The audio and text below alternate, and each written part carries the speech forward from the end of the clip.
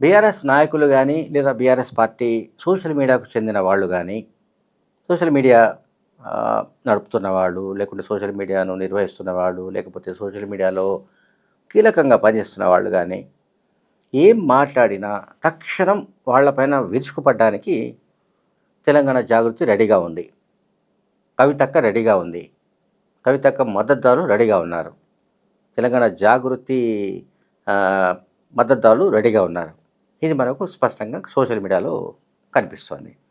దీనికి సంబంధించి నేను ఒక ఎగ్జాంపుల్ చూపిస్తాను. నమ్మి తాజా మాజీ శాసన మండలి సభ్యులు కూడా బురద చల్లడానికి వస్తారు. వచ్చి ఇగోండి అమరజ్యోతిలో అవినీతి అయింది, అంబేద్కర్ గారి విగ్రహంలో అవినీతి అయిందంటే మరి అవినీతి అయితే మరి విచారణ చేపట్టండి ఈయన మీద. కాంట్రాక్టర్ ఈయననే కదా. రైట్. ఇప్పుడు బీఆర్ఎస్ పార్టీ సోషల్ మీడియాకు చెందిన డాక్టర్ క్రిషాంక్ ఏం మాట్లాడారో మనం చూసాం. అయితే క్రిషాంక్ కవిత పేరు కూడా ప్రస్తావించలేదు. మాజీ శాసనమండలి మాజీ సభ్యులు అని చెప్పాడు ఆయన. అంటే కవిత పేరు తీయడానికి కూడా ఆయనకు ఇష్టం లేదో, లేకపోతే ఆయన బాస్ కేటీఆర్ ఆ పేరు తీయవద్దని చెప్పాడో మనకు తెలియదు. కానీ మొత్తం మీద ఆయన కవిత పేరు తీయకుండానే శాసనమండలి మాజీ సభ్యులు అంటే ఇమ్మీడియట్గా మనకు అర్థమవుతుంది కవిత అని. కవిత ఈ మధ్యకాలంలో 1-2 సందర్భాల్లో అవినీతి గురించి మాట్లాడుతూ అంబేద్కర్ స్టాచ్యూ కావచ్చు, లేకుంటే సెక్రటరియట్ ముందు ఏర్పాటు చేసిన అమరవీరుల స్మారక చిహ్నం కావచ్చు, వీటిలో కూడా అవినీతి జరిగిందనే అభియోగాలు మోపారు ఆమె, అంటే ఆరోపించారు. ఆమె చెప్పింది ఏంటంటే, క్రిషాంకు నీ విజ్ఞాన ప్రదర్శనలు వద్దు, అంటే వాళ్ళ counter post at Krishank BRS అధికారాన్ని అడ్డం పెట్టుకొని ప్రజల భూములు మింగి అనేక రకాలుగా అవినీతి చేశారు. అటువంటి వాళ్లను ప్రజలు అటువంటి సంఘటనల వల్ల, అంటే అవినీతి కార్యకలాపాల వల్ల ప్రజలు మిమ్మల్ని బొందపెట్టారు. బొందపెట్టారంటే పూడ్చిపెట్టారు, సమాధి చేశారు. మీ లీడర్లు కాంట్రాక్టర్లతో కుమ్మక్కై ఎంత అవినీతికి పాల్పడ్డారో తెలంగాణ ప్రజలందరికీ తెలుసు అని ఒక పోస్ట్ వెంటనే కౌంటర్గా వచ్చింది. దీన్ని మనం ఎట్లా అర్థం చేసుకోవాలంటే, ఇక ముందు ఏం మాట్లాడినా, అవినీతి గురించి మాట్లాడినా, లేదా అక్రమాల గురించి మాట్లాడినా, అధికార దుర్వినియోగం గురించి మాట్లాడినా, లేకుంటే భూ కబ్జాల గురించి మాట్లాడినా, బీఆర్ఎస్ పార్టీ నాయకులు ఎవరైనా సరే చాలా జాగ్రత్తగా మాట్లాడవలసిన అవసరం ఉంటుందని అనుకోవాలి. ఎందుకంటే కాంగ్రెస్ వైపు నుంచి అటాక్ అనేది అది సెకండరీ.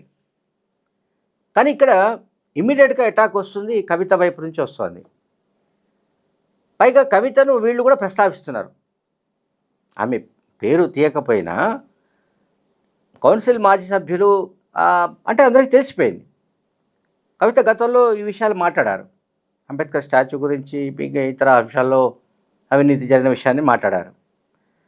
అట్లాగే ఇప్పుడు ఈ పోస్ట్లో ఏం కనిపిస్తుంది మనకు, మీరు విజ్ఞాన ప్రదర్శనలు చేయకండి, మీరేమో నాలెడ్జ్ మీరు ఎగ్జిబిట్ చేసుకోవాల్సిన అవసరం లేదు, అసలు మీ లీడర్లు, ఆ లీడర్ల బినామీలు ఎంత అవినీతి చేశారో, ఏం చేశారో తెలంగాణ ప్రజలకు తెలుసు, అందుకే మిమ్మల్ని బొంద పెట్టారని కూడా చాలా ఘాటుగా వాళ్ళు కౌంటర్ చేశారు.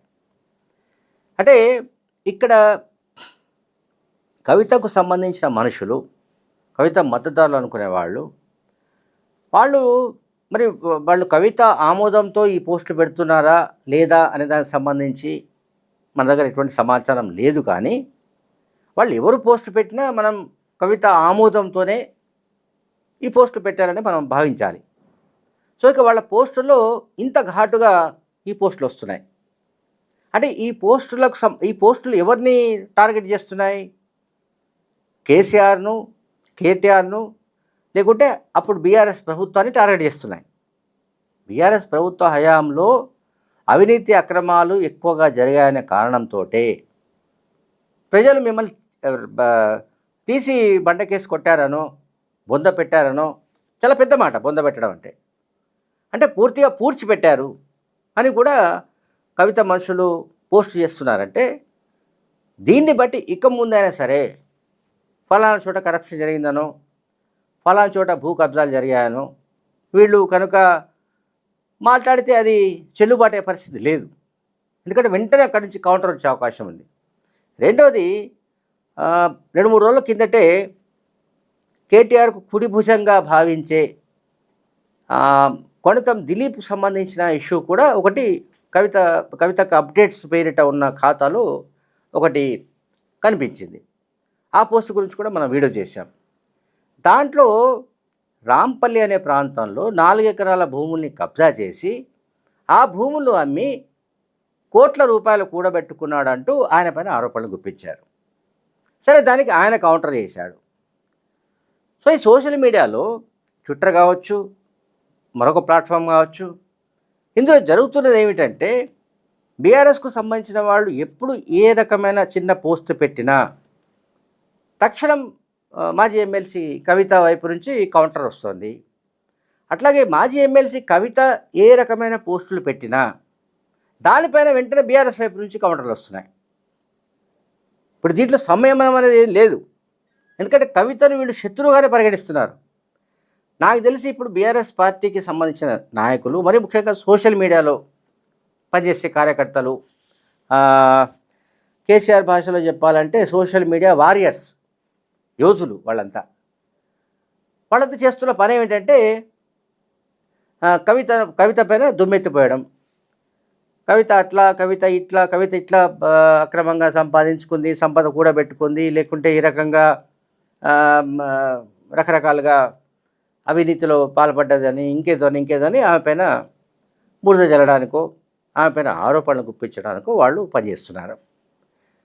వాళ్ళు సోషల్ మీడియాలో అధికార పక్షాన్ని ఎట్లా ఇరుకుని పెట్టాలి, అధికార పక్షం కాంగ్రెస్ ప్రభుత్వాన్ని ఏ రకంగా డిఫెన్స్లో పడేయాలి అనే ఎజెండా నుంచి పక్కకు జరిగి కవిత పైన దాడులు చేయడమే ఒక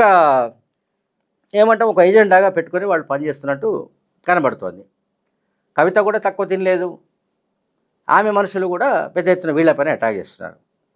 సో దీంట్లో అంటే దీనివల్ల జరుగుతుంది అంటే తెలంగాణ రాజకీయంలో ఇది ఒక కొత్త యాంగిల్. ఇది బీఆర్ఎస్ పార్టీ అధ్యక్షుడు మాజీ ముఖ్యమంత్రి కేసీఆర్ బహుశా కళలో కూడా ఇటువంటి పరిస్థితిని ఊహించి ఉండడు. ఆయన తన సొంత కూతురు ఏదో ఒక రోజు పార్టీకి వ్యతిరేకంగా మాట్లాడతారనో, పార్టీకి ఇబ్బంది కలిగిస్తారనో, అటువంటి సమయంలో ఆమెను పార్టీ నుంచి బయటికి పంపించాల్సి వస్తుందనో, బయటికి పంపించిన తర్వాత ఆమె పార్టీ పైన పెద్ద ఎత్తున విరుచుకుపడతారనో, లేకుంటే తన పైన కూడా ఆమె దాడులకు వెనకాడరనో కేసీఆర్ ఊహించి ఉండకపోవచ్చు, కేటీఆర్ ఊహించి ఉండకపోవచ్చు.